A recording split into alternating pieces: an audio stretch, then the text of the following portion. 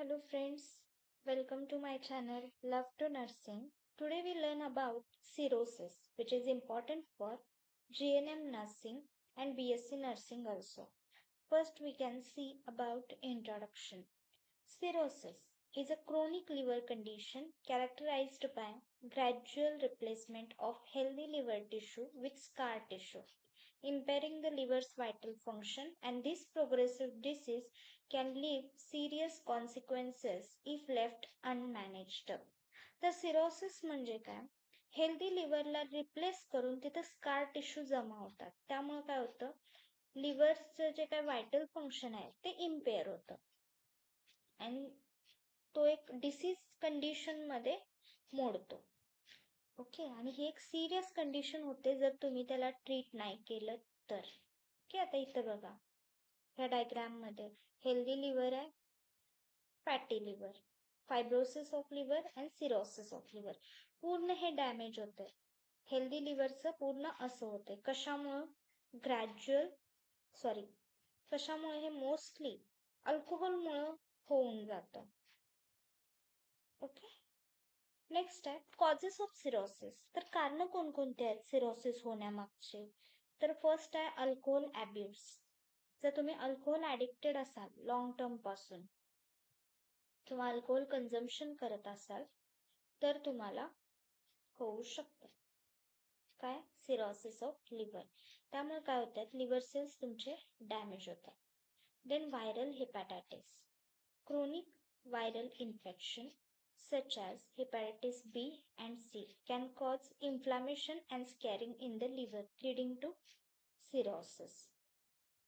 तर viral hepatitis जर असेल, इन्फेक्शन जर असेल, तुम्हाला हेपॅटायटिस बी आणि सी जर झाला असेल तरी सुद्धा तुमच्या लिव्हरला इन्फ्लॅमेशन होऊन स्कॅरिंग होऊन सिरोसिस मध्ये रूपांतर होऊ शकतं. Then non alcoholic fatty liver disease. हे काय असतं की a buildup of fat in the liver often linked to obesity and diabetes can progress to cirrhosis. तर कसं होतंय, अल्कोहोल जरी पित नसले तरी त्यांना सुद्धा सिरोसिस ऑफ लिव्हर होणार आहे. का? कारण बिल्डअप ऑफ फॅट, जर फॅट बिल्डअप झालं लिव्हरमध्ये त्यामुळे त्याचं रूपांतर कुठं होतंय? ओबेसिटी, जाड होताय तुम्ही किंवा डायबिटीज सुद्धा होऊ शकतोय आणि त्यामुळे सुद्धा सिरोसिस ऑफ लिव्हर होऊ शकतं. Okay, this is the 3 main causes of cirrhosis: alcohol abuse, viral hepatitis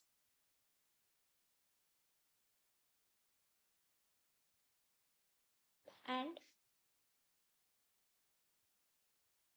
non-alcoholic fatty liver disease. Clear? Okay.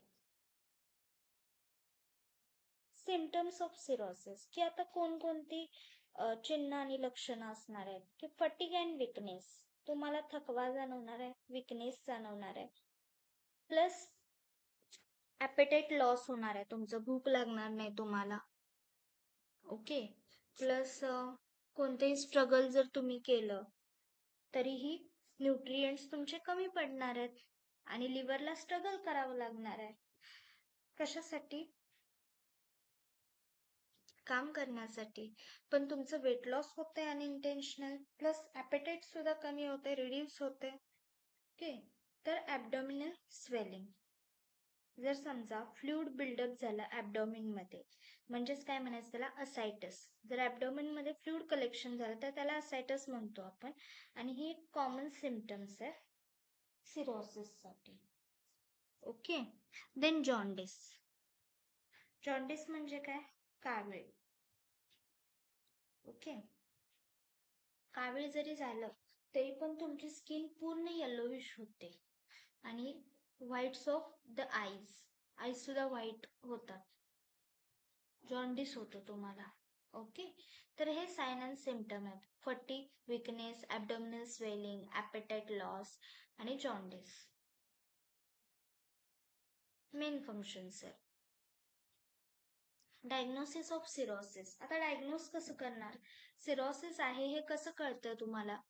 Doctor physical exam करतात, ते ॲब्डोमिनल पाल्पेट करतात तुमचं. त्यामुळे काय करते, लिव्हर एनलार्ज आहे का, फ्लूइड कलेक्ट झालंय का, हे त्यांना त्या पाल्पिटेशन मधून समजतं. That is physical exam. Blood test can reveal elevated liver enzymes. आणि जेव्हा आपण ब्लड टेस्ट करतो त्याच्यामध्ये लिव्हर एन्झाईम्स जे असतात ते वाढलेले असतात, त्यामुळे लिव्हर डॅमेजेसचे सुद्धा चान्सेस तिथं असतात.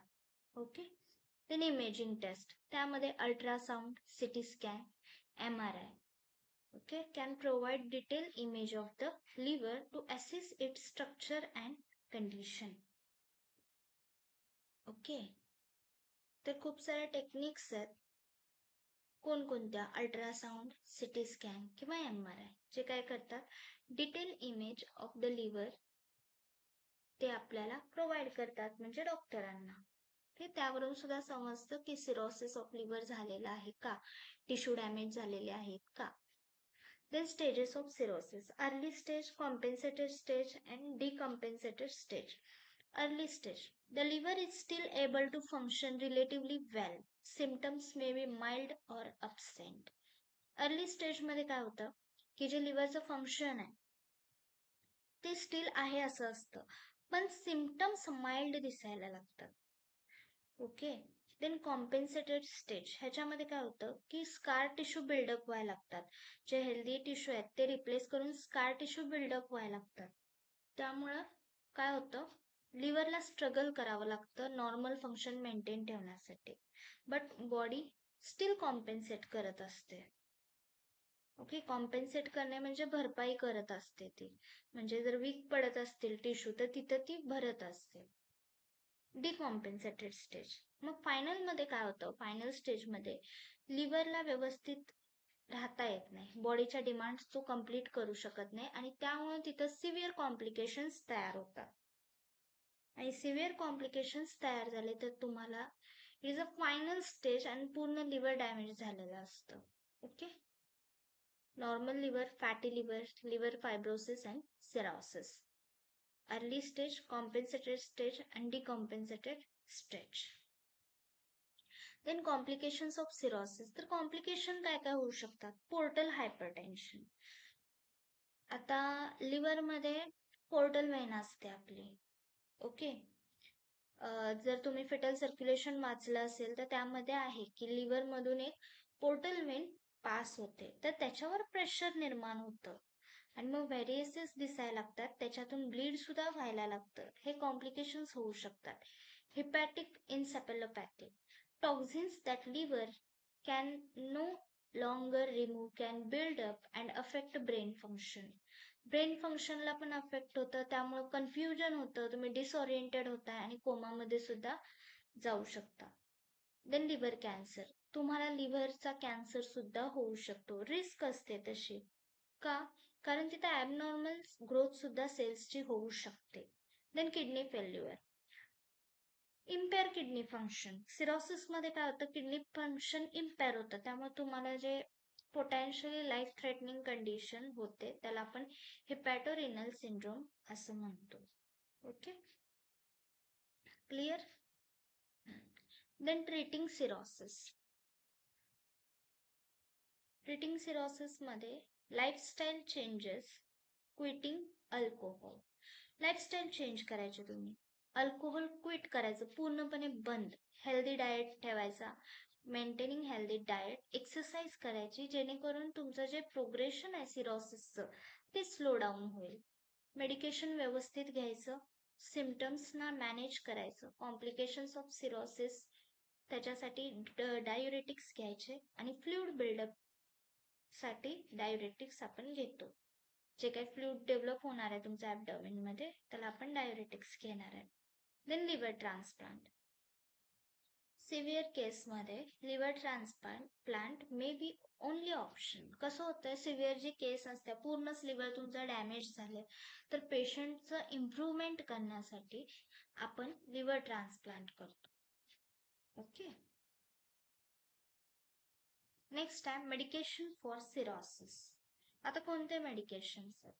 Diuretics, antibiotic, laxative and proton pump inhibitor, that is called PPI. डायरेक्टिक्स काय करतं, जे काही फ्लुइड बिल्डअप झालंय, जे काही स्वेलिंग झालंय ॲबडॉमिनला, ते रिड्यूस करतं. देन अँटीबायोटिक बॅक्टेरियाला ट्रीट करतं, बॅक्टेरियल इन्फेक्शनला, आणि काय करतं, पीपल्सना सिरोसिस पासून वाचवतं.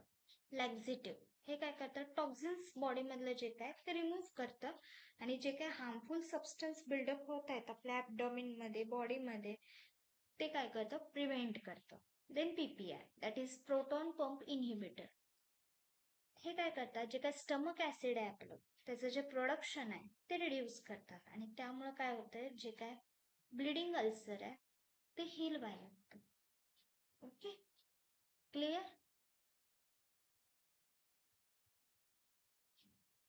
Then nursing management. आपल्याला माहित आहे आपण व्हायटल सायन्स मॉनिटर करणार आहे, न्यूट्रिशनल सपोर्ट देणार आहे आणि वुंड केअर, जे काही लेशन्स अल्सर आहेत त्याची आपण केअर घेणार आहे. व्हायटल सायन्स म्हणजे काय, TPR BP चेक करायचे. न्यूट्रिशनल सपोर्ट, त्यांना व्यवस्थित डाएट द्यायचं आहे अकॉर्डिंग टू डायटिशियन. तुम्हाला वाटते म्हणून त्यांना द्यायचं नाहीये, मला पिझ्झा आवडतो, बर्गर आवडतो, तुम्ही हे का, हे छान लागते. नो, छान लागण्यासाठी खायचं नाही आपल्याला, तर हील होण्यासाठी खायचं आहे, बरं होण्यासाठी खायचं. वुंड केअर, वुंड केअरमध्ये पस फॉर्मेशन झालाय का, स्कार आहे का, हे सगळं व्यवस्थित बघून आपल्याला त्यांना वुंड केअर द्यायचे. आणि most important psychological support. Okay, तर हे तुमचं नर्सिंग मॅनेजमेंट बेसिक सांगितलंय. ओके, हे पूर्ण इम्पॉर्टंट आहे, ह्याच्यामध्ये वुंड केअर हे इम्पॉर्टंट आहे. आणि तुम्ही त्यांना ऍडवाइस करायची की अल्कोहोल घेऊ नका. ओके, क्विट करा ते. ओके, एक्सरसाइज करा. नेक्स्ट आहे प्रिव्हेंटिंग सिरोसिस. कसं प्रिव्हेंट करणार, जसं मी सांगितलं, अल्कोहोल इनटेक लिमिटमध्ये घ्यायचा, व्हायरल हेपॅटायटिसला ट्रीट करायचं, हेल्दी लाईफस्टाईल मेंटेन ठेवायची, मग त्याच्यामध्ये exercise, walking, running, eating balance diet, weight व्यवस्थित ठेवायचं. ओके, रेग्युलर चेकअप करायचं, LFT करायची, that is liver function test, monitor करायचं की काही चेंजेस आहेत का, डिसीज ऍड्रेस होतो का वगैरे पाहायचं. क्लिअर? ओके, तर आज आपण सिरोसिस ऑफ लिव्हर पाहिलेलं आहे. आय होप तुम्हाला काही डाऊट नसावा. Thank you so much for watching this video. If you have doubt, put in comment. Okay, press the like button, subscribe my channel. Bye bye, keep in touch.